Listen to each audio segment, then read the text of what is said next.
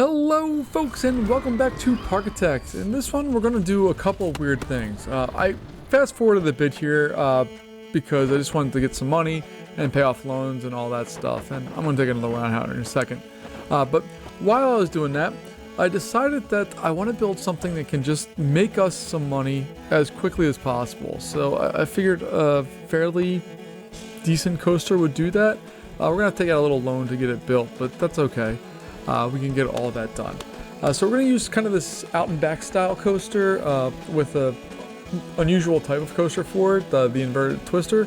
But basically the idea here is we're just trying to get something that will make us some money while we decide what our next area is going to be.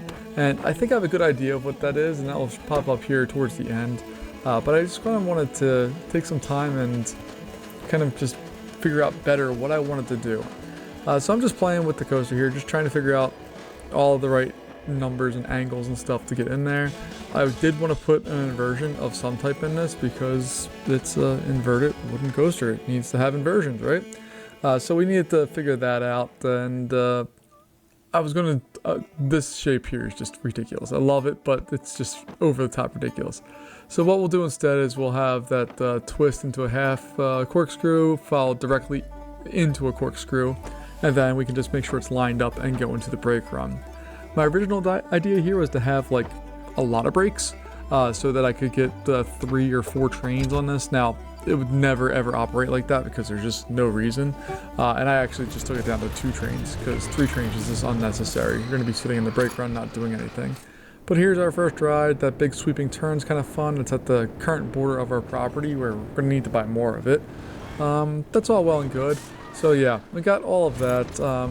We are also going to achieve our goal here at some point during this run here. You can see that we're getting closer to it. And we have a lot of money in the bank just because of this coaster.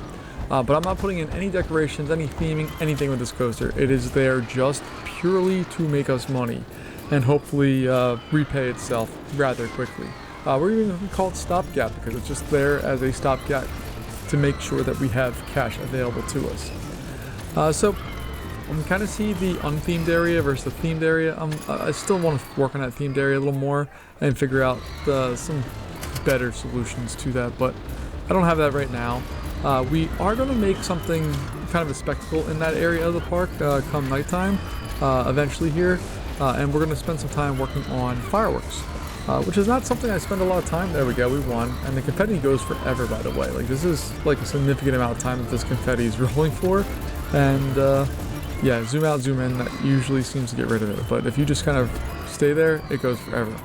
So I'm going to spend an obscene amount of time going through and making fireworks in this game. Mainly because I just wanted to have some type of show that would just go off every night and be set up. So we're going to put stuff on the roof there where nobody would really be able to see it. Then we'll put a couple of other things in place where, again, nobody would really see it. I was going to put 3 there, but 4 seemed to work out better. We'll make sure it's night change, only at night. And then this is the only thing that drives me crazy with this game, is going through and setting all these individual things up. I want them to be grouped. I just want a big group of them that they can just consistently do the same thing, or let me copy and paste these things. So you can see that you have to click on the item, then you have to choose what type of firework it's going to be. You can choose the color, the height, the smoke type. Like, there's all kinds of options, and it's awesome. But what drives me crazy is if I were to right click on one of these to try to copy it, like I'll do here in a little bit, it's going to delete. It just doesn't work anymore. So that's kind of a little annoying.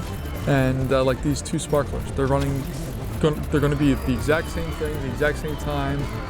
I just want to be able to group them together so that we can have things that kind of are there for effect or to show off a little bit, and other ones that aren't.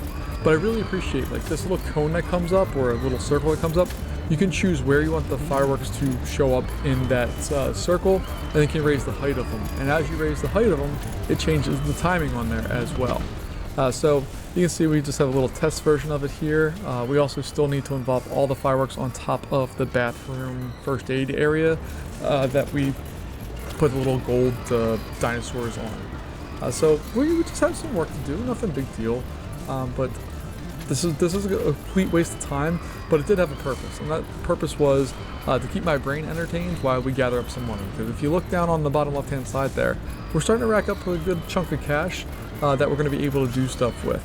Now, there's a lot of options we have on theming and all that stuff, but I do know that I want it to be in the back right corner of the park.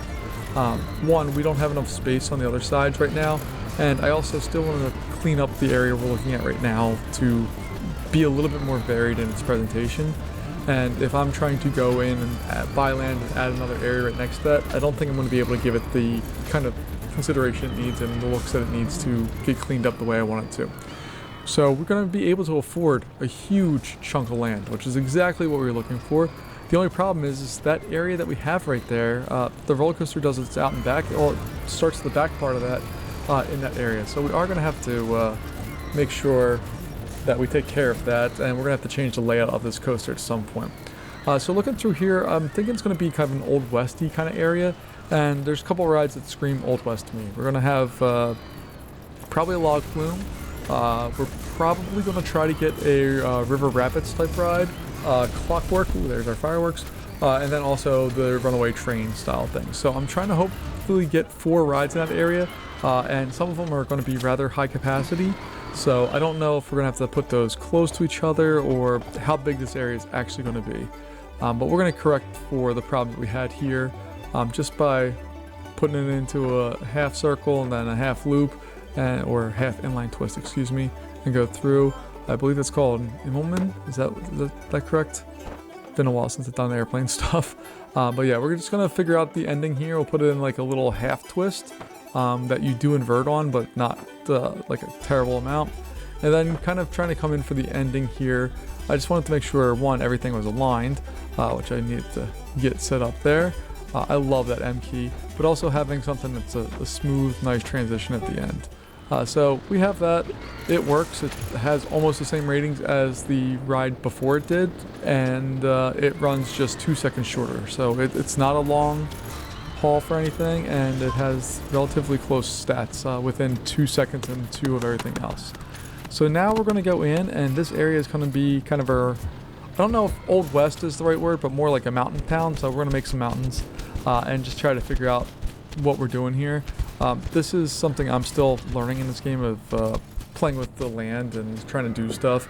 You're going to see I do a whole bunch of maybe off the wall kind of random things here, like going in and doing some coloring there, getting some dirt area where it's going to be more the town spot of this. And then you can see that I figured out this little triangle button here on the bottom left-hand corner of that terraform will plop up. And it allows you to just take little pieces so you can kind of blend things together. It's super cool. I've seen other people do it on other Parkitect videos, but I've never done it in any of the parks I've ever made. So awesome for that. We're going to quickly just make a coaster here. Again, I'm still playing with the Terraformer tool because what I really want is just to remove the parts of this that are there for me. So like, let's take a look like that. That's all I want to do. And I don't know if it's just me or not, but and I'm looking at the screen now, and it's probably that button.